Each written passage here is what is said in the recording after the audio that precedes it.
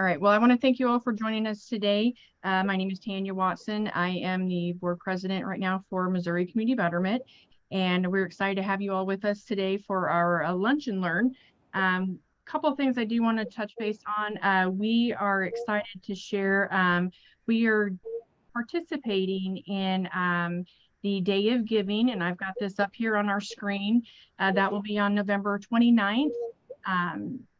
So if you are led to give to Missouri Community Betterment, we would love to have you do that and help us build our funds so that we can do the work that we are set out to do, and it is the mission of our organization.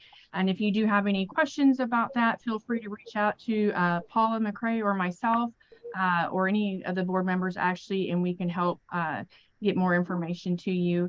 We do have some more exciting information that will be coming up. We are planning in December at our Lunch and Learn to kind of give you guys a state of MCB, share a little bit about some of our wins over the last year and our plans for the future. So we hope you'll join us for that meeting in December.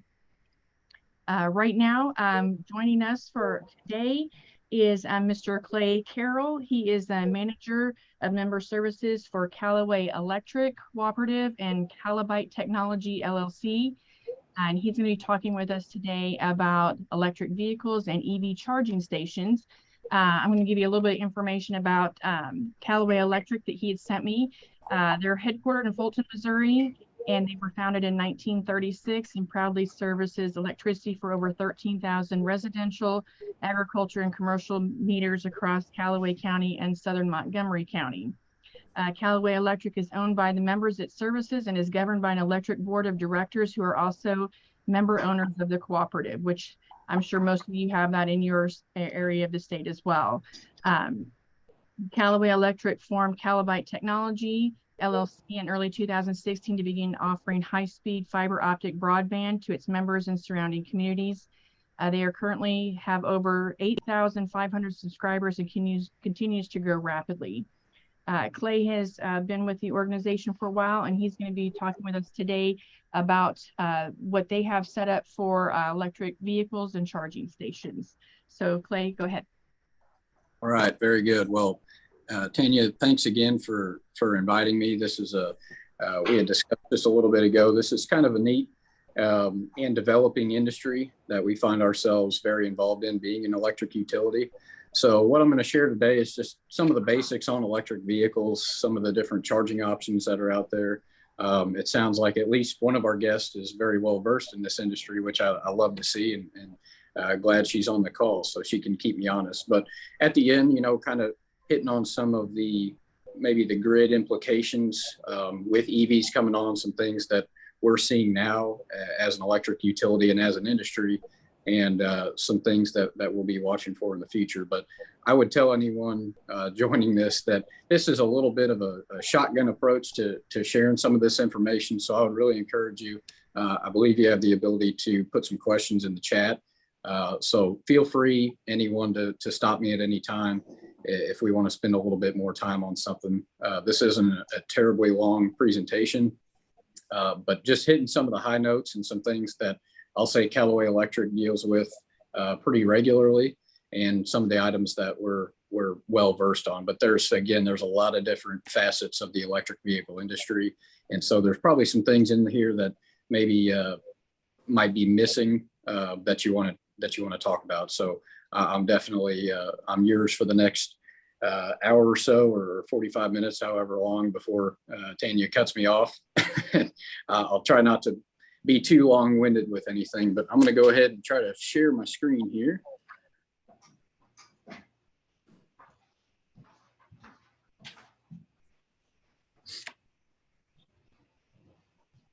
All right. I can get this to work. And all right, is everyone seeing that okay? Very good. I am. All right. Yes.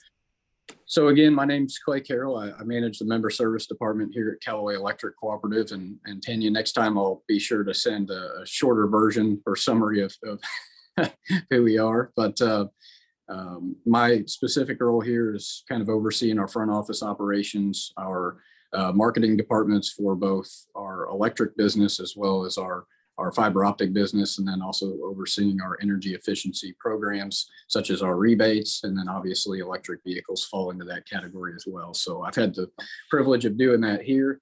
And our electric co-op family, I'll call it, is very interconnected throughout not only the state of Missouri, but also the country. So constantly sharing ideas back and forth, what some other folks are doing and what's working and what's not, and some things that are in the pipeline. So hopefully I do an okay job of summarizing some of the things that we've been watching for you all. But again, I would encourage any of you to stop me as I go, ask some questions. But the agenda that I have put together for us today, wanted to talk about just the basic types of electric vehicles, because there are some different options out there.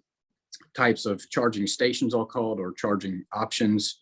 I wanted to spend some time in early 2021. We participated in a state funding program, and we activated a few public charging stations of our own. So definitely wanted to share on that. I have a few pictures of that project. From there, I'd like to talk to the group about what it looks like, or what it actually feels like to own an EV. It's interesting that I end up in this business, and interesting that I end up here today talking about electric vehicles, or vehicles in general. I was born and raised in Jefferson City, Missouri, and my grandfather started a Chevrolet dealership in Lynn, Missouri, and that's what I grew up doing until I started working there. I started working there when I was about 11, and then when I went to college, I decided that I had an internship for Ameren, Missouri, for 2 summers. Really liked the electric utility industry, and that's kind of how I wound up here. That's the story, but the truth is I was never very good at selling vehicles, so I figured electricity might be a little bit more my speed. So I can assure the group that I'm not here to try to sell electric vehicles today. I like to talk about the pros and cons, and not just with electric vehicles, but anything. I feel that my role here at the cooperative, I assist our members, our member owners, and our subscribers. And really my role is to make sure that they have the best information. I get people calling in, members calling in saying, hey, I'm thinking about an EV. Is it right for me? And we kind of have this checklist that we go down, and if it checks all the boxes for them, it's a wonderful option. The technology's come a long way, but I'd be lying to the group if I said that most people that I talk to today, living in a rural community, it's really not the best option for them. But for those that can make it work in their lives, it's a wonderful thing. And we own one. We own an EV here at the co-op, and we use it very regularly, and our employees love driving it. So they're very, very neat machines, neat technology, but not right for everyone. So I just want to make it readily apparent that I'm not here to sell them today. We want what's best for our members, and that's the message that we put out. So later on in the presentation, I'll talk about some government funding programs, both at the federal and state level. There are things that continue to develop every day, but there's a lot of money out there right now, and there's a lot of social and political movements that are pushing EVs. So we are going to see more of them. The adoption rate in the US and in Missouri is still very low, but we're anticipating a lot of growth there. So we're trying to prepare ourselves for that, and make sure that we're positioned well moving forward. And part of that is talking about the grid itself, and EVs, and what's to come, and some of the challenges that we're faced with today. And I hope I don't wear everyone out with, I'm going to be talking a lot, so I really do encourage any questions that you all might have. Please feel free to stop me. I enjoy talking on this topic, but there's only so much that I wanted to throw into these slides to not kind of overwhelm both myself and everyone else. I don't particularly like hearing myself speak, so I feel for you all today. But the first thing I want to start with, this is very basic, is just the different types of electric vehicles. Hi. Hi there. Did we have a question? Okay. No. Okay. Well, I'm gonna keep going here. Sorry, I thought I heard someone maybe try to ask a question, but feel free to stop me if so. spend a little bit of time on the different types of electric vehicles, and throughout the rest of this presentation, I'm going to just reference them as electric vehicles and know that I'm probably talking about this first category, which is a battery electric vehicle, also referred to as a BEV or AEV, which would be battery electric vehicle or all electric vehicle. The main characteristic of these is that they do not have an internal combustion engine, which would be your normal gas or diesel motor. And these are really what the auto manufacturers today, they're kind of taking the full plunge, which is plug-in hybrid electric. There's a plug-in hybrid electric vehicle, and then there's a hybrid electric vehicle. And as I've shown there, you can plug in a plug-in hybrid electric vehicle to charge, whereas a hybrid electric vehicle, you cannot do that. The electric motor is regenerated by a gasoline or diesel engine. The hybrids are, and it's kind of surprising to me because I feel like it's maybe a better technology to at least start with. Those aren't being pushed very hard, and there's quite a few different models out there, but most of the focus today is on battery electric vehicles or fully electric vehicles. So I know Chevrolet, Ford, they're starting to roll out pickups. You're seeing some of the transport companies, trucking companies, I should say, like Peterbilt or Tesla. There's a lot of different manufacturers that are even trying to move semis to be fully electric. So it's definitely a developing technology. Again, the hybrids, I feel like, have a pretty neat place, and they're not really being pushed as much as I think they probably should, because that can be a really good option for a lot of people, especially with the plug-in hybrids. You can drive most anywhere around town to or from work on solely electric, but still have that peace of mind and alleviate that range anxiety a little bit, having that gas or diesel motor to back you up. So those are the different types there. That kind of brings me into the next category. How are they charged? So there are 3 different levels of charging that are most common to the everyday consumer. The level 1 charging, and I got some corresponding pictures over there, but the level 1 charging would be just your normal 120 volt outlet that you'd have around your house. That can deliver about 3 to 5 miles of range per hour of charging. So if with most current EVs, that's going to be 12 to 24 hours based on how much charge that you need. Some of these larger trucks that have extended ranges, bigger batteries, if you're using a level 1 to charge, it could take as much as a day or 2 days to charge on that level 1. So most EV owners that I've encountered, they're going with the level 2 option in their home. That would be the one that we would probably recommend.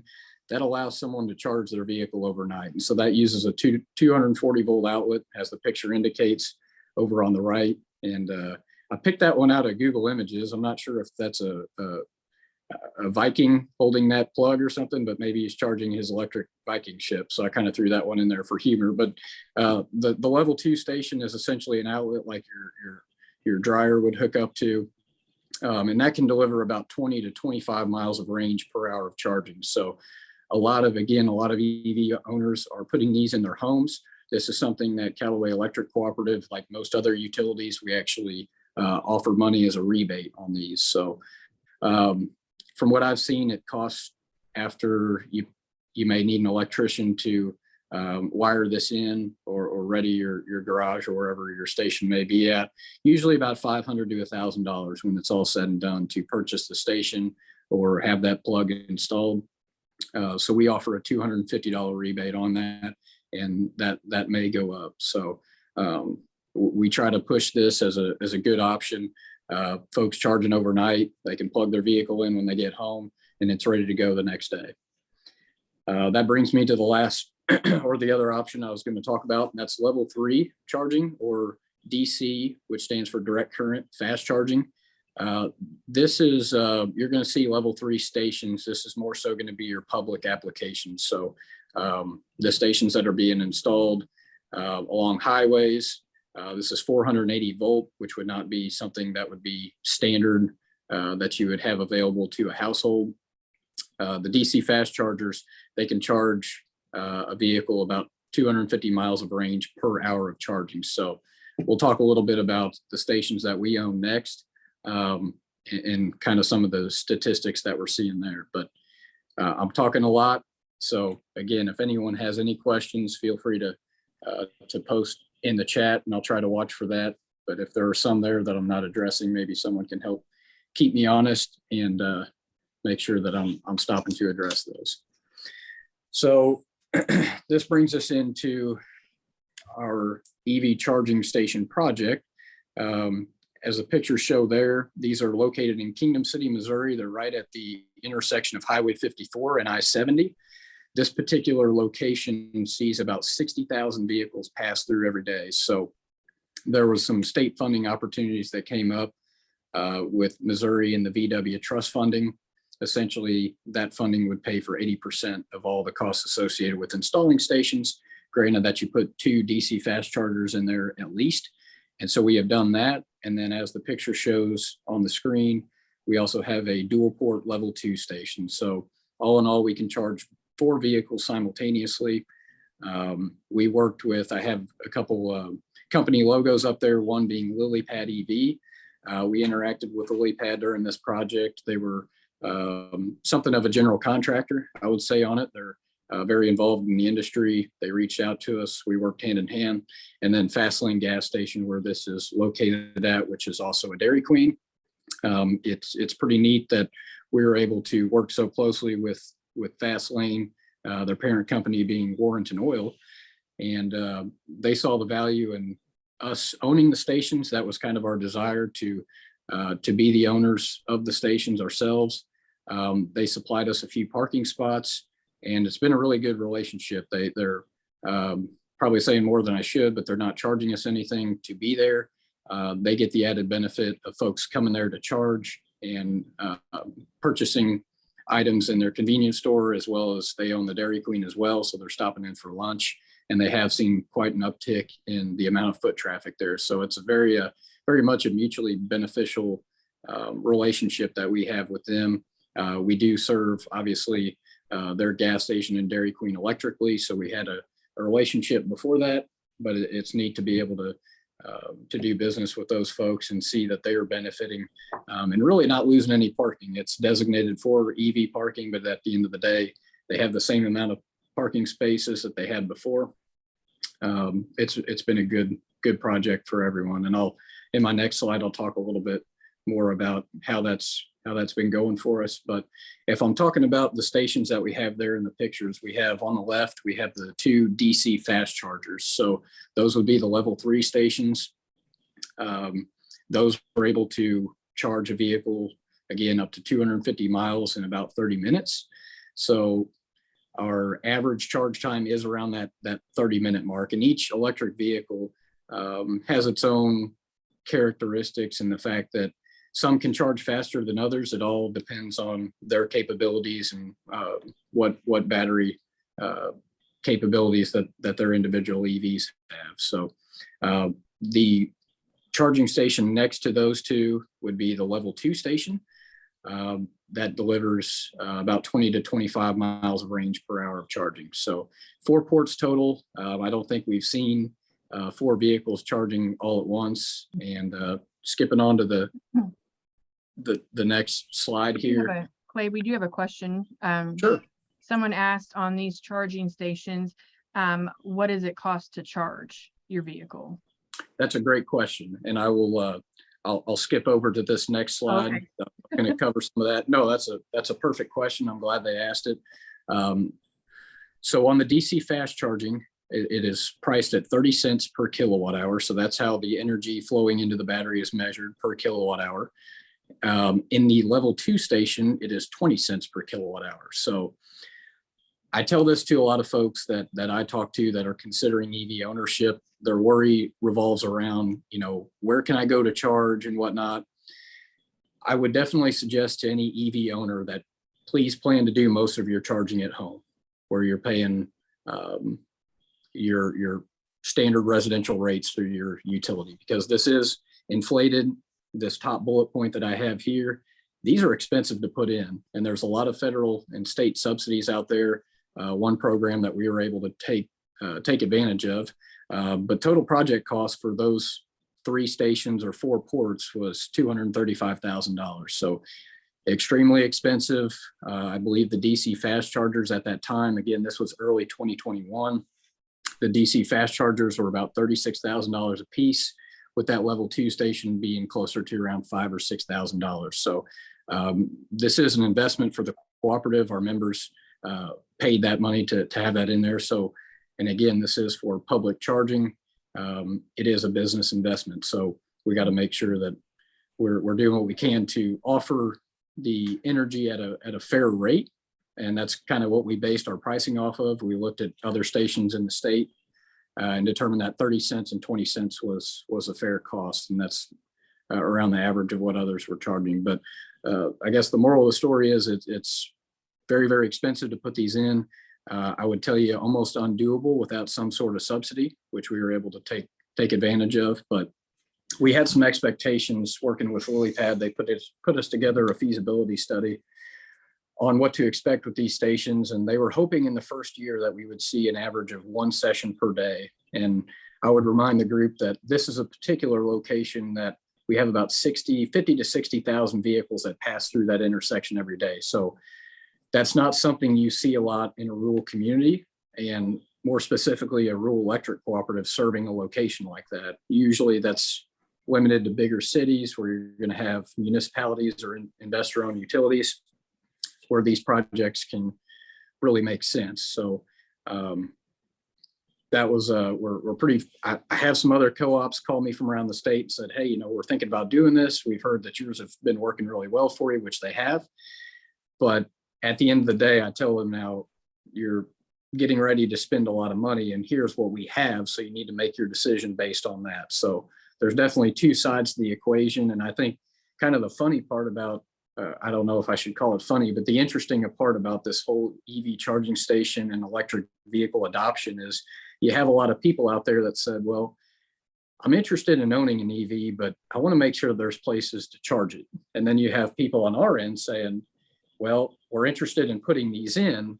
It's just not really economically feasible to do it because not enough people are driving EVs. So it's like utilities and larger EV companies, and that's being handled a little bit with the subsidies, but not everywhere. And rural parts of America are still, they're still struggling a little bit with that. But you got one end waiting to put them in for the other end to get some EVs, and then your consumers are saying, well, I don't really want to buy an EV yet until I got places to charge them. So it's kind of a 6 one way, half a dozen the other, I suppose, but not straying too far from our project. And did that answer that question just on the pricing? And I'll talk a little bit about what it normally costs total to charge here in just a second. But we've been very fortunate with our stations. Our first year, we projected to have about 1 charging session per day average. And we've more than doubled that in our first year. We're going on our second year now, and we're ahead of the projections for that.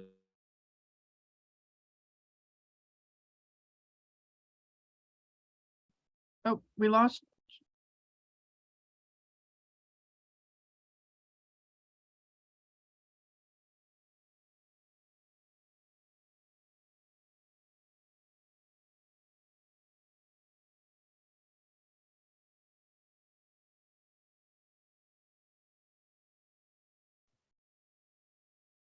Oh, Clay, I think we lost you.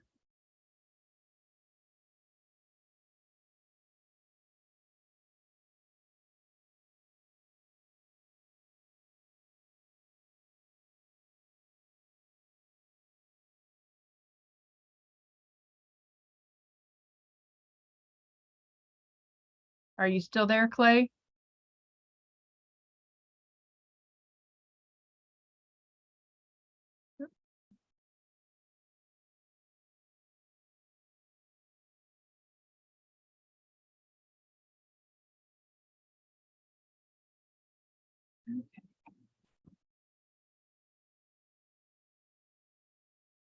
Well, it looks like maybe he's having some connection issues. Clay, if you can hear me, we have lost your audio and your screen.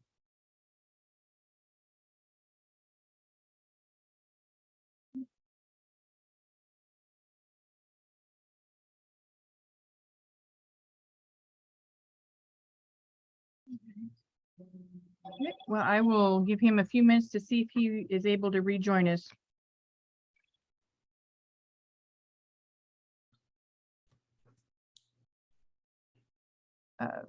Roseanne, are you still with us? I am indeed. Okay, if we try to get Clay back, do you want to just kind of maybe touch on what you're seeing from what he's been talking about? I know you work kind of around the world, so you could give a different perspective. That way we can give him time to reconnect. Yes, I'll give a bit of just a snapshot. I'll start with the US market. So obviously, you all are aware what happened in Texas with the grid that they had, with some inefficiencies with specifically with a drop of temperature. So a lot of what's happening now, not only in the US, but around the world, is due to the climate change targets. There's a lot of pressure on industry to reduce carbon emissions. And as a result of that, the easiest place to look towards is the electric grid, which is basically predominantly in most countries fed by fossil fuel generation. Now, as you're all aware, fossil fuels is not a renewable source. Once you've mined enough of it out, these mines need to be retired, and you are needing to look towards alternative sources like thermal energy, where you're using deep earth coil heating systems, or you're using steam, hydro generation, nuclear generation, and each one comes with its own evil, and each one has its own efficiencies. Now, looking towards renewable energy sources, which is basically where the driver's coming from with your solar panels. I'll actually share a photo in the chat. I was driving across a highway and noticed a solar garden. And the whole solar garden is obviously, for one, with the snow, there is no sun. So there's no solar irradiance to be able to charge these panels. And for two, they're covered in snow. So you automatically lose the generation from those renewable sources when they are affected by weather conditions. So the grid needs to remain stable to ensure that we don't have blackouts like what happened in Texas. And there needs to be enough resilience built into a power system in every state to ensure that your consumers are not left in the dark and don't have access to power. We've all grown very accustomed to coming home and flipping the switch and there being a light and putting on the kettle to have a coffee. And the minute that doesn't happen, we're all up in arms. So utilities have a lot to do to restore first world problems, basically, for us, and to keep that resilient. Now, electric vehicles is obviously a newer challenge that's entering the grid. And a lot of people don't understand that behind electric vehicles, to be able to charge them, utilities need to know what the demand is that's coming from the general public. So they keep track of how many vehicles are sold. They keep track of the capacity that they're required to charge at. And they need to be able to see the data at every point where they integrate into the grid. So it's very different to see how a vehicle is charging versus how another component of how a solar farm, for example, is feeding into an electric system. So you are needing more and more sophisticated systems to be able to access this data and leverage that data to ensure that the demand is met for customers and that charging infrastructure doesn't cause these blackouts. So, for example, we work with Pacific Gas and Energy in Southern California, Edison Corporation in California. And if you have a look, I mean, electric vehicles, you're looking at about 475,000 electric vehicles sold to date. They have a very aggressive target in the state that they will not sell any more combustible motor vehicles from 2040 onwards. So when you look at that, if you're driving a fossil fuel generated vehicle, it's going to become excessively expensive for you to fuel that car, where the electrical infrastructure that's busy going in is there to support the uptake or the demand expected from this accelerated decarbonization they are looking at. So when you start looking at that and you look at a global scale everywhere in the world, every utility I work with, whether it's JERA in Japan, whether it's a TNB Corporation in Malaysia, whether it's a Western Power or a Alinta in Australia or New Zealand Power Corp, they all have the same challenges where they've been mandated to make this change and drive the electrification revolution. And an electric vehicle is a quick win. Now, I often get asked, do I drive an electric vehicle? The answer is no, I don't. I'm quite happy to pay for my fuel and have a V8 powered Mercedes-Benz to drive myself around with, but I am definitely looking towards the mid-range of having a hybrid vehicle for myself. I always get told you can't work in the industry and not drive the asset that sits behind it. Now, when I look at life in that instance, my problem is I spend a lot of time in the car, and with electric infrastructure for charging not in place in every state, it makes it incredibly difficult for me to adopt a vehicle and to wait for a half an hour next to the road for it to charge just to give me a small percentage of range. But over time, you've seen a lot more sophistication in the industry, electric vehicle development, the battery systems itself have really reached some level of sophistication. And as time goes on and more technology is designed, these vehicle battery systems will become cheaper and cheaper. And in essence, vehicles to market will be a lot cheaper.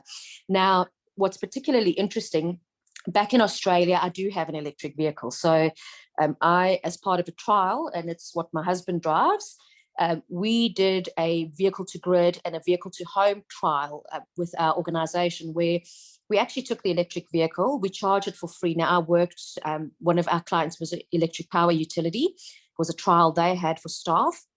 I charged my vehicle for free at work from our office set on a microgrid. So that means it's a self-sustaining microgrid. So we've got renewable sources together with big battery storage.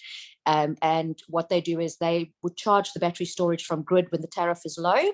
And they would then use that to bolster up our organization to ensure we had the cheapest power possible. And we had massive solar panels installed as well. Now, what happened for us is they said, okay, great, buy the electric vehicle. We'll give you an incentive to buy it. Charge your vehicle for free at work in the day and go home and discharge that battery into your house. So I had power for free for 3 days from one charge on that electric vehicle. So those were all trials that are being done in the background, and there's some interesting development in that. And yes, I do agree, the electric vehicle is not a 100% created renewable source the way it's still traditionally manufactured. It comes from a factory that still uses fossil fuel generation and equipment. They are not 100% renewable, and lithium, at the rate at what it's mined and what it costs to mine it and the process by which it is mined, it's not 100% a renewable end-to-end solution for the battery neither. So for me, my mindset is until you can show me that it's 100% end-to-end renewable solution, I will then look at further adopting that across. I've got 3 children, so for vehicles for them. So there's a lot of drivers out in the industry, and each one has a different motivation for it. And, the vehicle, you still have to maintain the vehicle. It's not that, okay, I've bought an electric vehicle, all I need to do is change tires every now and then. That's not the case. These vehicles do get serviced. They still have, although it is not a mechanical type of fuel cleansing type of properties that needs to be done, the vehicle still has a recyclable maintenance regime that it needs to maintain. So you still do have the cost of maintaining the vehicle.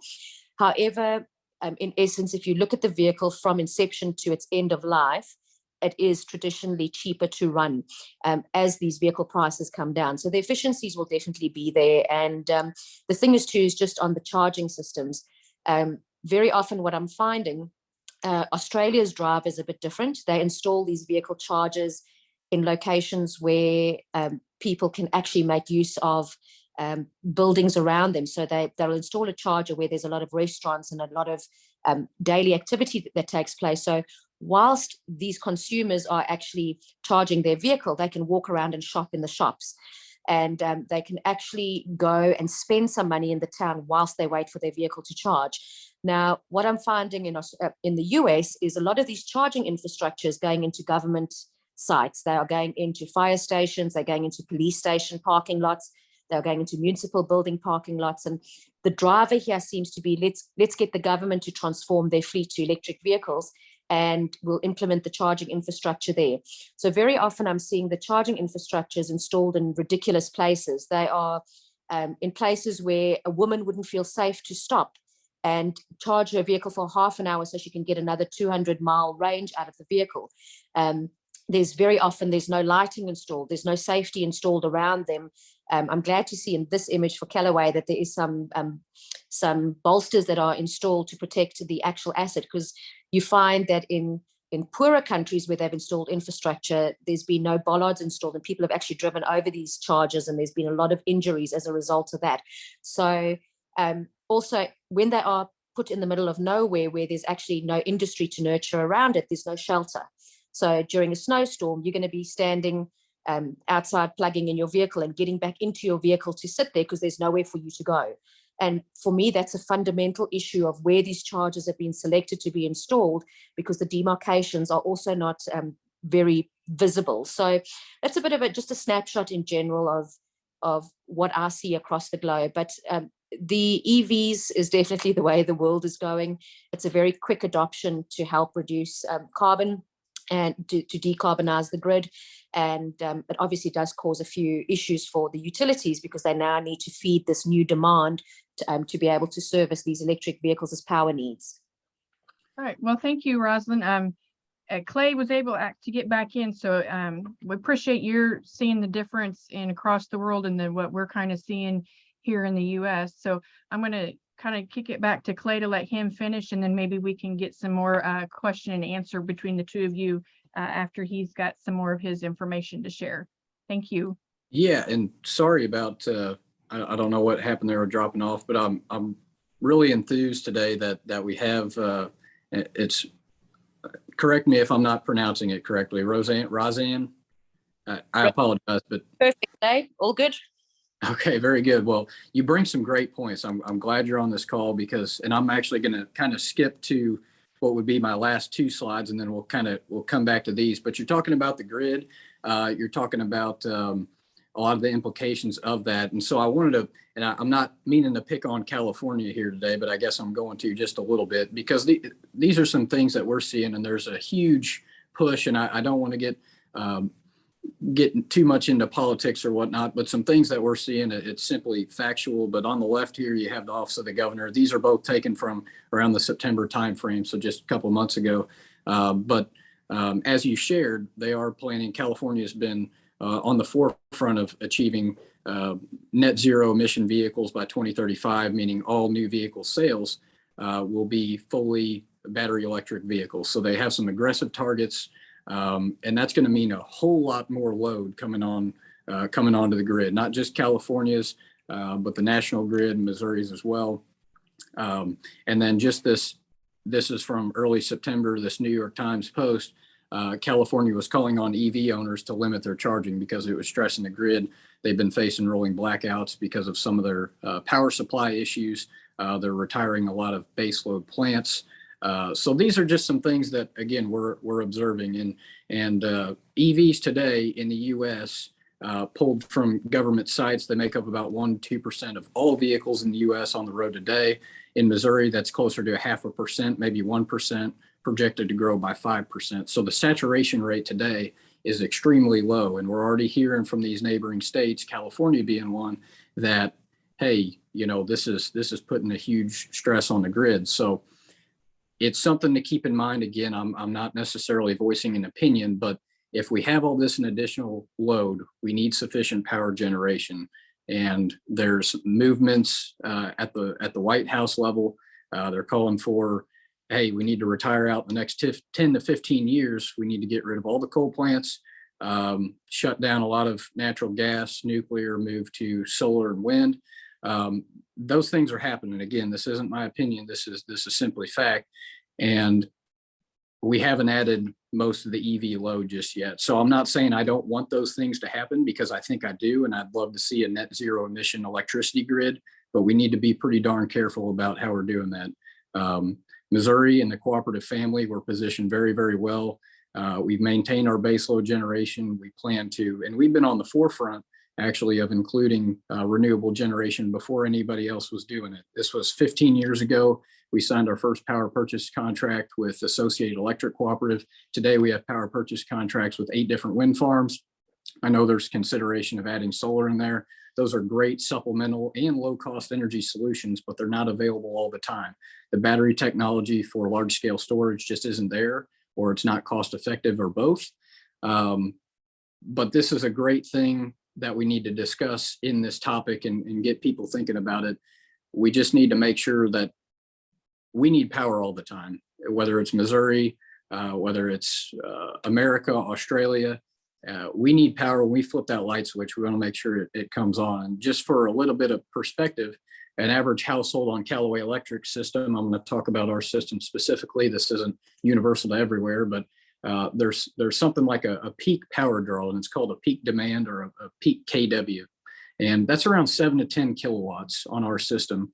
A level 2 charging station, and a household may have 2 of these if they have 2 EVs, but they're about 7.2 kW on a power draw on that kW demand. So you're talking about doubling or maybe even tripling households, their power consumption. So what this means and what this tells utilities, it says, hey, we need a lot more generation to make sure that we can support this load. From the trends I see today, we're kind of going the other way. So I'm hopeful that there are some decisions made at the top end that we're addressing that. We need to be very careful, I guess would be my suggestion today. I think we're in a pretty good place. I'm going to speak again on Missouri and the co-op family that I know. I can't really speak on other utilities, but again, flipping back, this is what we're seeing in the news just this summer. So they're talking about massively increasing the demand for electricity at any given time. Not everyone charges their vehicles at night, right? Some people work at night. They need to charge it during the day, during peak times. And then in early September, you're seeing folks calling on EV owners saying, hey, I know we told you all to buy these, but please don't charge them right now because our grid is stressed. So again, I don't want to make this political of any sort, but we have to start addressing these issues. And that's something that, again, I can speak on Missouri's electric cooperatives. We've been very vocal in stating, hey, we all want to move to green energy and do these things, but we're increasing demand on this end, and we're trying to cut or slash our baseload generation, be it our coal, nuclear, natural gas. We're trying to do away with all those things, and they should be done, but we need to make sure that we're paying attention to the time it takes to do that, the technology that needs to develop, and then also the transmission that needs to be put in place for these newer projects. So I didn't throw these in here to be any type of political. It's just one facet of the electric vehicle industry that we need to be very conscious of, just because they demand a lot of power. And Roseanne, as you shared, there's a lot of good different load management type programs that different utilities are employing, which that's definitely progressive. And that's something we're keeping a close eye on. So there's a lot of opportunity there to manage load. But again, our saturation rate with EVs in the US and Missouri specifically is very, very low. And it's projected to grow pretty rapidly. So it's just something that I think the general public needs to be aware of. And ultimately that does kind of boil down to politics. So it was worth throwing in here. But if you want to add anything on that, again, this is an interesting dialogue. I know we're kind of running down on time, and I had a couple other things to share about actually owning one, but that's an interesting topic that we could probably sit here for hours and discuss. So Clay, let me ask you something real quick, because you were talking about how little there is in Missouri compared to what California's doing. Do you think that us having that smaller usage is helping us to maybe prepare better and meet that eventual turnover to complete hybrid or electric vehicle usage, that maybe California is moving a little too fast, that they're not able to keep their infrastructure up to what the demand will be? Well, and again, I didn't mean to pick on California too much, but California's saturation rate of electric vehicles is really not all that high. I would think I'd be stretching it saying it exceeds 5%, and they're growing probably more rapidly than any other state. But still, you're talking, there's a ton of people in California. And if you're talking about that small of a percentage of EV owners, and you're already saying, hey, it's hot, people are running their air conditioning, I know I told you to buy it, but I need you to stop charging it. That could be a pretty large problem. At the same time, again, mixing in kind of that power generation conversation and some of the direction that's headed. I think the US has been pretty progressive in adding solar and wind, but we just have to keep in mind that is energy and not necessarily capacity. Those things aren't working all the time, and we need power all the time. It doesn't matter if it's middle of the night, middle of the day. We expect it when we plug in, and maybe that's a mindset that we need to shift, although I think that's going to be pretty difficult to come back from where we're at today. So with the projected growth rates, again, there's a lot of incentives out there. We are going to see more EVs, and I think it's a good thing. But this is one thing that we as a co-op family are keeping a very, very close eye on. It's do we have the sufficient generation to power all these homes that may be doubling or even tripling their power demand? And they may be doing it all at the same time. And EVs make a great opportunity for utilities as well, because a lot of homeowners, they're charging overnight. And that's when our utilization of the grid is at its very lowest for most of us. And with that added load overnight, we're utilizing our generation assets more often at the time. It's something that is kind of referred to as load factor. And what that does, it brings down the cost of electricity for a lot of folks, which is great. But again, it just comes down to, do we have enough? So I know that in our co-op family, we have potentially a solar project they've been looking at for quite some time, which is a great supplement to our generation. And then they're also looking at adding close to, well, we'll just call it 2 natural gas plants, kind of peaker plants, which natural gas is a cleaner form of generation than coal would be. Although, again, we've spent billions of dollars adding scrubbers and whatnot. I was recently up at our coal plant in Moberly, Missouri, Thomas Hill, and I went in there with white shoes, and believe it or not, I came out with white shoes. It's an incredibly clean facility. Again, you're mining, but as Roseanne had shared, the EVs and production of EVs, it's not completely clean either, right? We're mining lithiums. I got an update yesterday, and I'll let any of the group keep me honest on this, but the update that I saw was that lithium hit its all-time high price just earlier this week of $71,000 a ton. So it has doubled, maybe even tripled in the amount of, and lithiums are what make up the batteries. That price is going up. The more we mine it, the lesser supply. I think there's a lot of operations out there and opportunities to expand our supply, but that's where we're at right now. So the kind of the theme that we've been hearing is that more EVs that are on the market, they're going to get cheaper.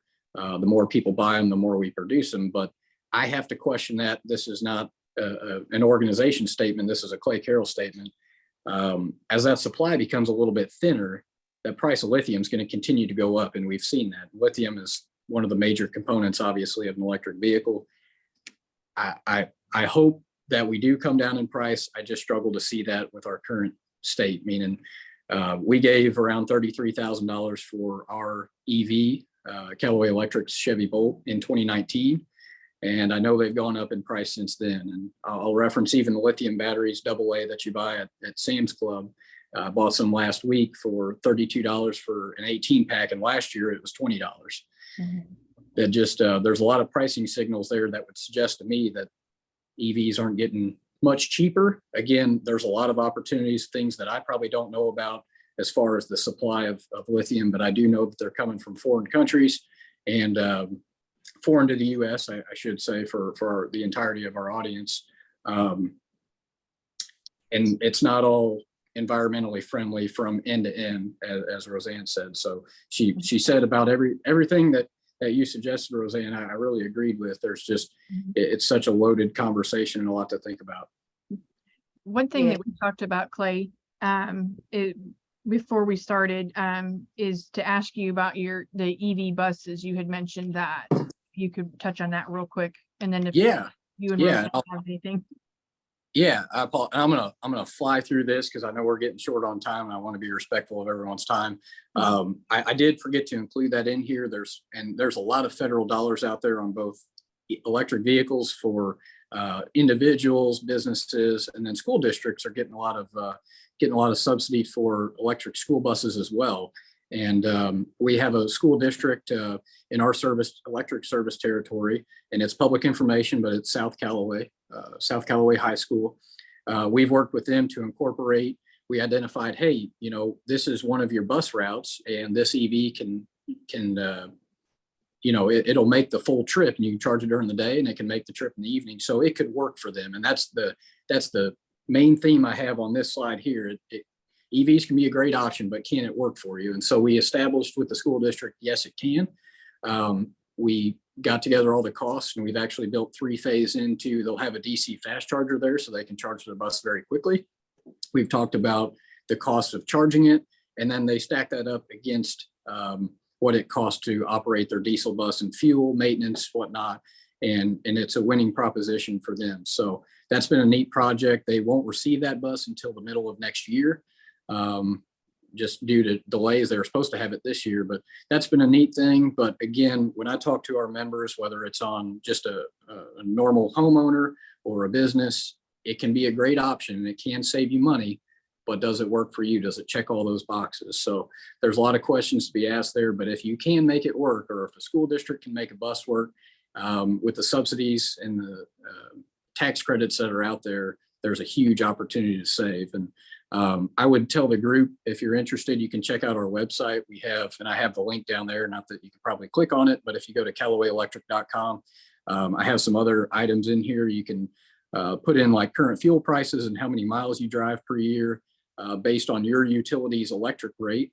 And it'll spit out, here's roughly what you're going to save per year. So I plugged in 15,000 miles a year. Gas is around $3.50 right now. So you're going to save about $1,500 a year in fuel and maintenance costs, no oil changes, obviously not purchasing gas. And that's assuming that you're doing most of your charging at home.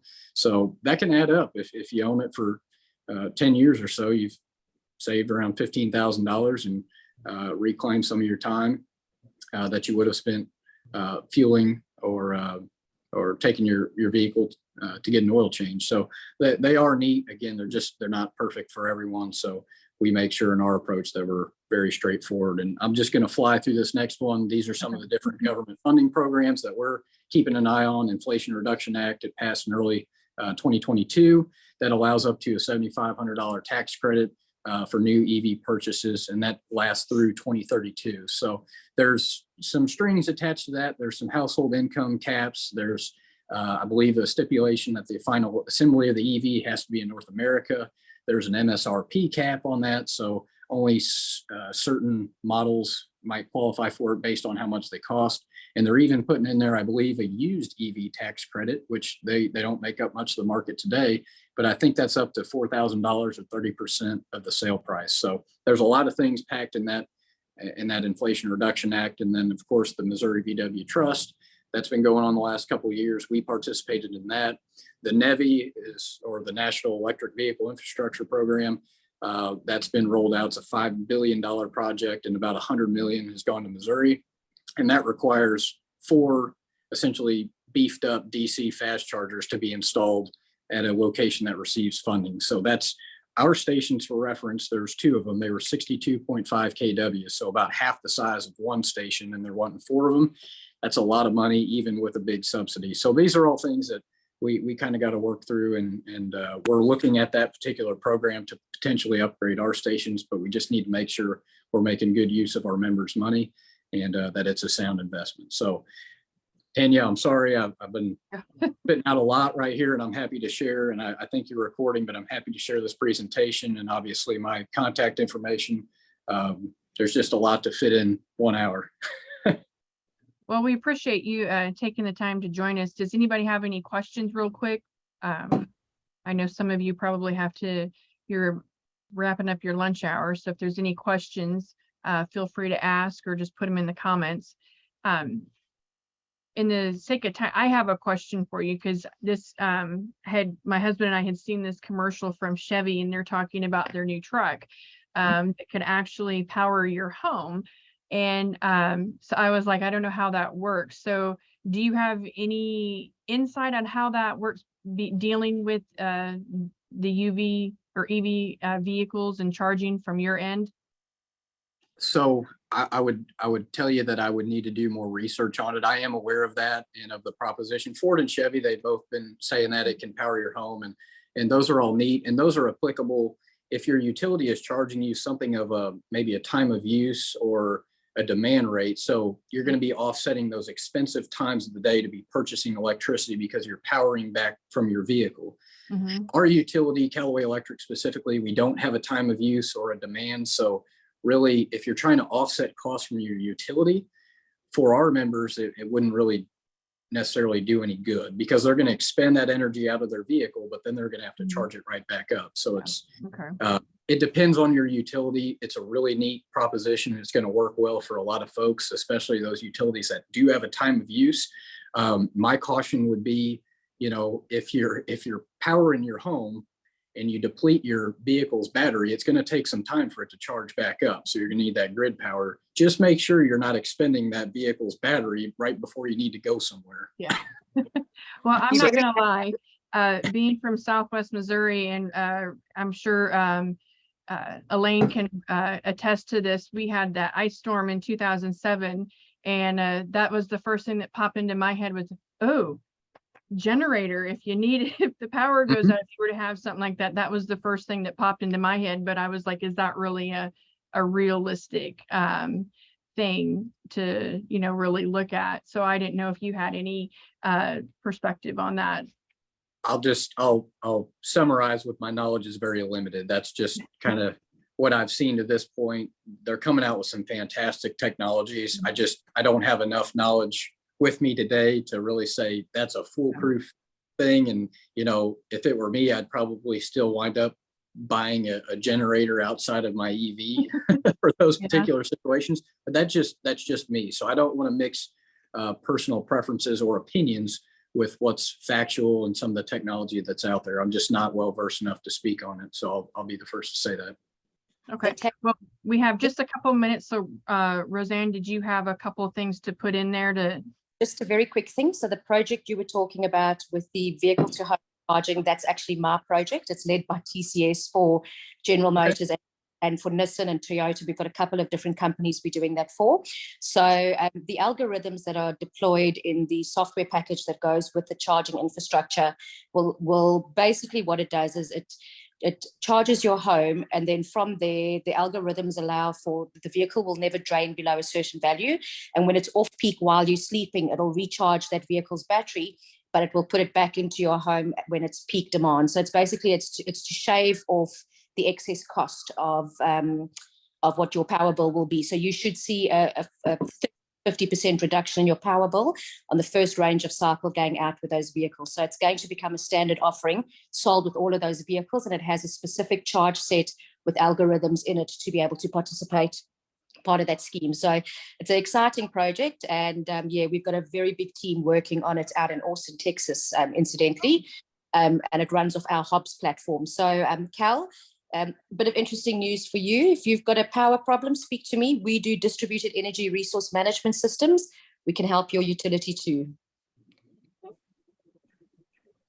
Well, thank you, Roseanne. That's interesting that you are actually working with that project with Chevy.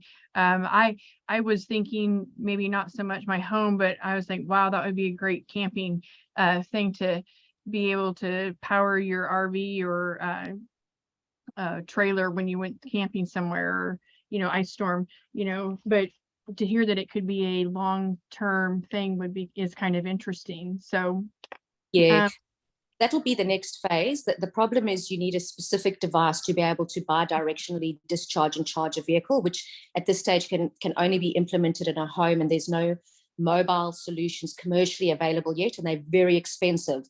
If you're looking at that unit, it drives up the cost of the car. But so there's definitely options. Yeah. Well, it's cool to hear that that's something that's people are working on. So we are a little bit past 1 o'clock. Was there any questions before we wrap up? Okay. Well, Clay, thank you so much for joining us. We will have this on our YouTube channel, so I will put Clay, his contact information in Callaway Electric. And Roseanne, if you don't mind to email me, and I'll put some of your information as well. That way, if somebody wants to know a little bit more on the that Chevy project or anything globally, because it is very eye-opening to see the difference, what we're seeing here in the US and what's going on in other countries. So definitely want to see a full picture and information on that. So feel free to email your contact information and your company information, and we'll put that on there. Thank you all for joining us. I'm sorry we ran over today, but this is a very interesting topic. I guess I should have booked like a two-parter or something for this, but I'm sure as things progress, we'll touch base with both Clay and Roseanne and see what changes are coming down the pipe with that. So thank you all for joining us, and we appreciate it, and we'll see you guys in December. Bye. All right. Thank you. Mm-hmm.